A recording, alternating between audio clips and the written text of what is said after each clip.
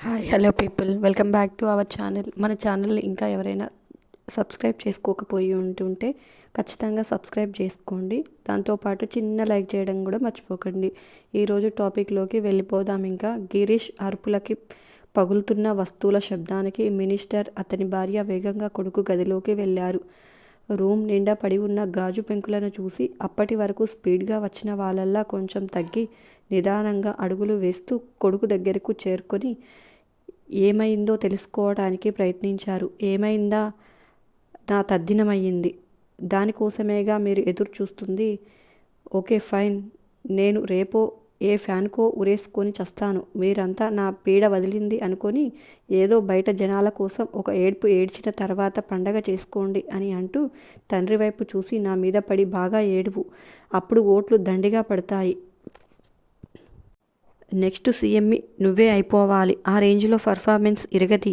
నా మీద విపరీతమైన ప్రేమ ఉన్నట్లు, నేను లేకపోతే నీకు జీవితమే లేనట్లు యాక్టింగ్ చెయ్యి. పిచ్చి జనాలు నిజమే అనుకుని తెగ ఫీల్ అయి ఓట్లు రాలుస్తారు. శవాల మీద పేలాలు ఏరుకొని తిన్నట్లుగా నువ్వు నా శవాన్ని అడ్డుగా పెట్టుకొని ఓట్లు వేరుకో. బ్రతికి ఉండి నీకు ఎలాగో ఉపయోగపడడం లేదు, కనీసం సచ్చన్నా ఉపయోగపడతాను అని అన్నాడు కోపంగా. మినిస్టర్ భార్య ఏంటి చిన్న ఆ మాటలు అంటూ ఏడవడం మొదలుపెట్టింది. మినిస్టర్ కొడుకు మాటలకు కోపంగా కొట్టడానికి చెయ్యెత్తి వాడల్లా వాలకం చూసి ప్రాణం ఒప్పుకోలేక చేయిదించి కొడుకును కౌగులించుకొని ఎందుకు నానా అలాంటి మాటలు మాట్లాడి నా మనసును ముక్కలు చేస్తావు అని అడిగాడు బాధగా. మరి నా మనసు కూడా ఇవి చూస్తుంటే ముక్కలు అయిపోతుంది. అది ఎవరికి కనిపించడం లేదు కదా అని అంటూ తండ్రి చేతిలో హ్యాండ్ కెమెరా పెట్టాడు గిరీష్. అది తీసుకొని వీడియో చూశాడు మినిస్టర్. తండ్రి అది చూస్తూ ఉండగానే నా జీవితాన్ని నాశనం చేసి నన్ను 4 గోడల మధ్య జీవితం కాలం బందీ చేసి అది మాత్రం మొగుడితో కులుకుతూ కుటుంబంతో కలిసి పండగ చేసుకుంటూ ఎంత హుషారుగా ఉందో చూడు. ఏడి నీ పెద్ద కొడుకు? రాజకీయ నాయకుల్లాగా పెద్ద పెద్ద డైలాగులు వాగ్దానాలు చేస్తూ ఆకాశంలోని చందమామని అరచేతిలో పెట్టినట్లే మాట్లాడతాడు. కానీ పనులు మాత్రం జరగవు. ఆయన బిజినెస్లు, పాలిటిక్స్ లైఫ్ని బాగా ఎంజాయ్ చేస్తున్నాడు. నేనే ఇంట్లో వేస్ట్ ఫెలోల్లా అందరికీ భారంగా పడి ఉన్నాను అంటున్నాడు గిరీష్. ఆ వీడియో చూస్తున్న మినిస్టర్ జగదీశ్వర్కి కూడా భరించరాని కోపం వచ్చింది. నా కొడుకు మొహాన్ని కాల్చేసి నలుగురిలో మమ్మల్ని నవ్వుల పాలు చేసి నువ్వు మాత్రం ఇంత సంతోషంగా ఉంటావా? వీల్లేదు. నీ మొహంలో సంతోషం అనేది అస్సలు కనిపించకుండా చేస్తాను. నువ్వు చావకూడదు, అలా అని బతకకూడదు. రోజు చస్తూ బతకాలి, బతుకుతూ చావాలి. నీకు రోజు ఎలా గడవాలి అంటే అస్సలు బతుకున్నావో లేదో అని నీకే అనుమానం రావాలి. లేదంటే ఎందుకు బతుకుతున్నానా దేవుడా, ఈ జీవితం కన్నా చావటం బెటర్, నన్ను చంపేయ్ అని నువ్వు గిలాగిలా కొట్టుకోవాలి. ఎస్, అలాగే జరుగుతుంది. అలా జరిగేలా చేస్తాను అని అనుకుంటున్నాడు మనసులో. కొడుకుకి ఏవేవో మాటలు చెప్పి సముదాయించి పడుకోబెట్టి బయటకు వచ్చి చిన్నబాబుకి ఈ కెమెరా ఇచ్చింది ఎవర్రా అని అడిగాడు కోపంగా. నేనే సార్, కానీ కావాలని ఇవ్వలేదు సార్. విరాట్ సార్ కోసం అడిగితే గిరీష్ సార్ తను లేరని బయట నుంచి వచ్చాక ఇస్తానని చెప్పి బలవంతంగా తీసుకున్నారు అని చెప్పాడు ఆ వ్యక్తి. అంత చెప్పినా కూడా తనని 2 చెంపలు పగిలిపోయేలా కొట్టి బయటకి పోరా, ఇంకోసారి నా ముందుకు వచ్చావంటే ప్రాణాలు తీసేస్తాను అని వార్నింగ్ ఇచ్చాడు మినిస్టర్. తప్పు ఎవరిదైనా శిక్ష బలహీనుడికే పడుతుంది అనే మాటని మరొకసారి మినిస్టర్ రుజువు చేశాడు. ఫంక్షన్లో ఆటలు పాటలు అయిపోయిన తర్వాత అందరూ భోజనాలకి కూర్చున్నారు. శివ ఎందుకో మూడీగా ఉండడం గమనించింది శక్తి. ఏమైంది శివ, అలా ఉన్నావు? నువ్వు అలా ఉంటే నాకు ఏవేవో ఆలోచనలు వచ్చి భయంగా ఉంటుందని నీకు తెలుసా అని అనుకుంటుంది మనసులో. అందరూ భోజనాలు అయ్యాక పడుకోవటానికి వెళ్ళారు. శక్తి పెట్టుకున్న నగలన్నీ తీస్తూ ఉండగా వచ్చాడు శివ. శివ, ఈ ఉక్తియవ జుట్టు పట్టి నొప్పెడుతుంది అని అడిగింది శక్తి. పడుకోవటానికి వెళ్ళేవాడల్లా వచ్చి జడ ముందుకు వేసి నెక్లెస్ హుక్ తీసి అక్కడ పెట్టి హారానికి పట్టిన జుట్టు నిదానంగా వదిలించి పైనుంచి తీశాడు. ఇంతేనా అని అడిగాడు. అని అంది శక్తి. సరే, నేను పడుకుంటున్నాను, గుడ్ నైట్ అని అన్నాడు శివ. బెడ్ వైపు వెళ్తున్న శివ చేయి పట్టుకుంది శక్తి.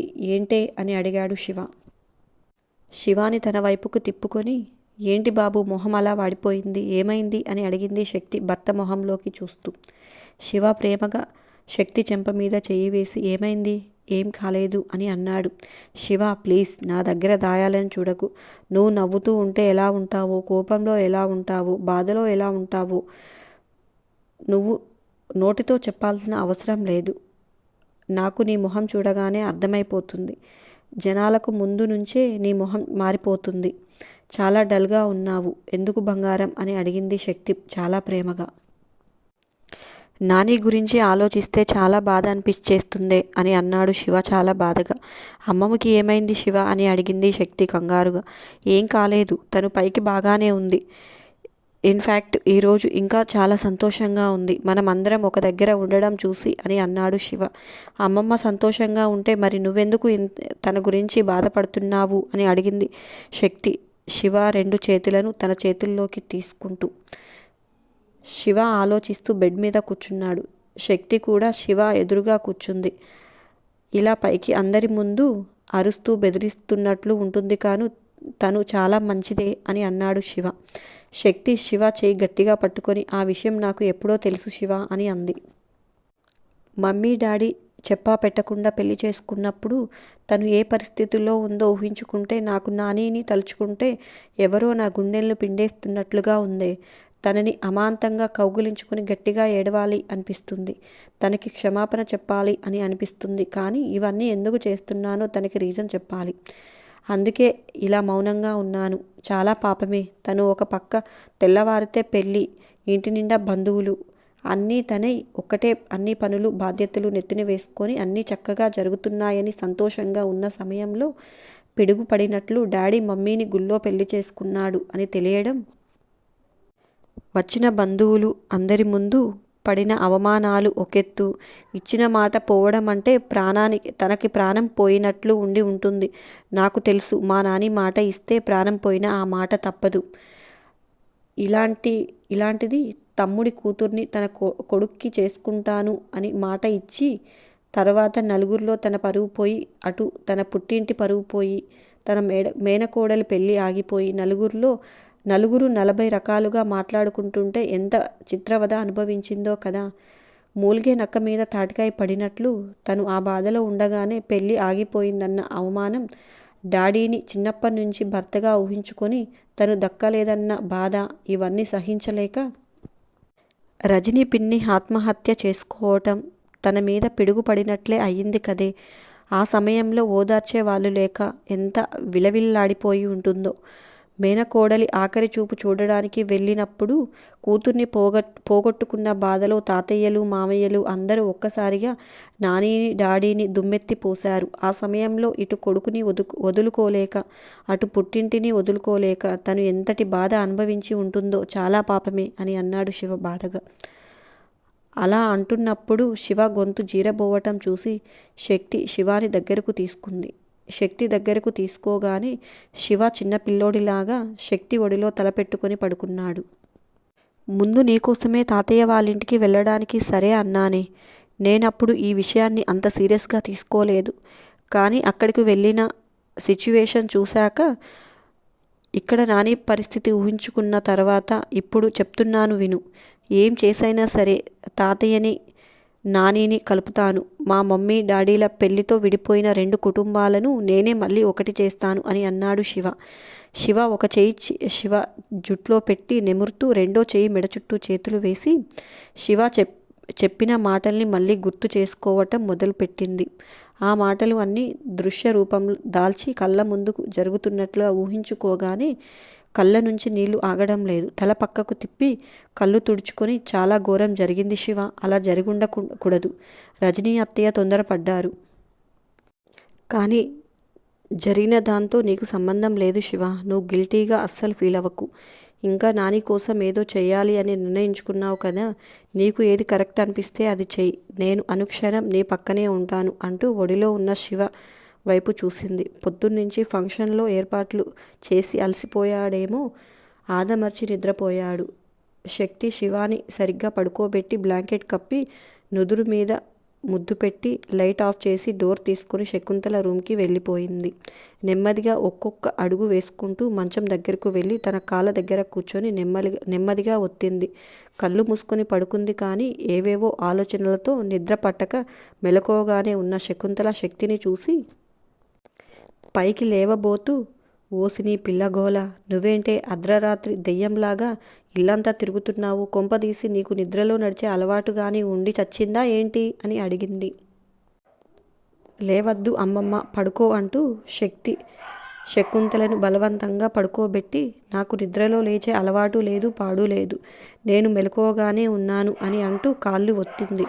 నువ్వు కాళ్ళ దగ్గర లే అంటూ వచ్చి ఇటు కూర్చో, అయినా 12 దాటితే పడుకోకుండా ఇటు వచ్చావేంటే అని అడిగింది కోపంగా. పడుకుంటాన్లే, ఈ రోజంతా నా చేతి వంట తిన్నావు కదా, ఎలా ఉన్నావో అని చూడడానికి వచ్చాను అని చెప్పింది శక్తి శకుంతల వైపు చూసి.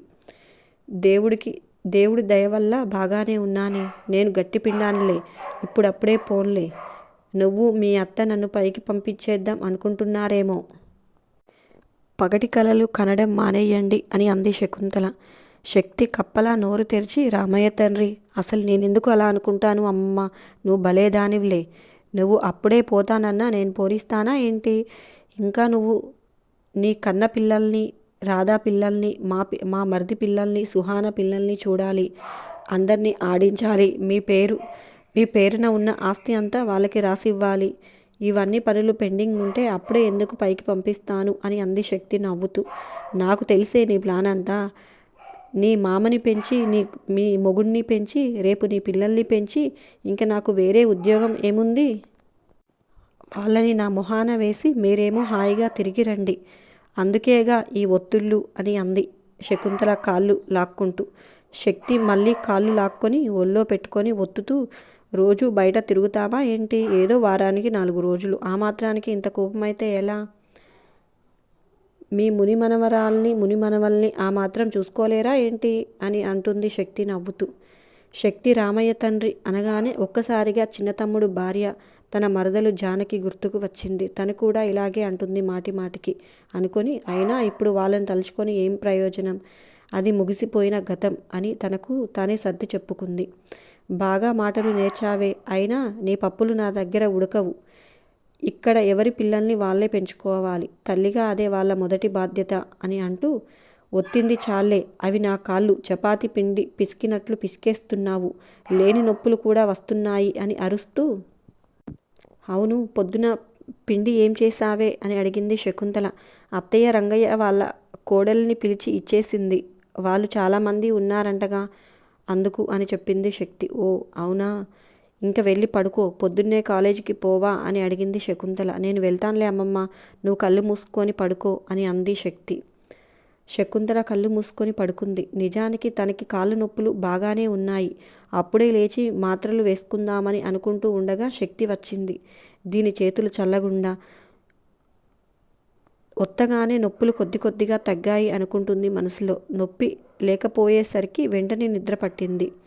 శక్తి కొంచెం సేపు ఒత్తి మెల్లిగా లేచి కాళ్ళు కింద పెట్టి బ్లాంకెట్ కప్పి బయటకు వస్తూ ఉండగా చేతులు కడుక్కొని డోర్ దగ్గర నిలబడి ఉన్న శివ శక్తిని చూడగానే ఒక్కసారిగా దడుచుకొని, ఓ గాడ్, నువ్వు నిద్రపోయావనుకున్నానుగా బాబు, మళ్ళీ ఎప్పుడు లేచావు అని అడిగింది శక్తి. శివ శక్తిని కౌగులించుకుని ముద్దులు పెట్టి, నీ ఒడిలో ఉండగానే నిద్ర వచ్చింది, నువ్వు లేపి పడుకోబెట్టగానే మెలకువ వచ్చింది, పక్కన చూస్తే లేవు, ఎక్కడికి వెళ్ళావా అని చూస్తే ఇక్కడ ఉన్నావు అని అంటూ, నాని నిద్రపోయిందా అని అడిగాడు. హా అని అంది శక్తి. శివ ఒక్కసారిగా శక్తిని ఎత్తుకున్నాడు.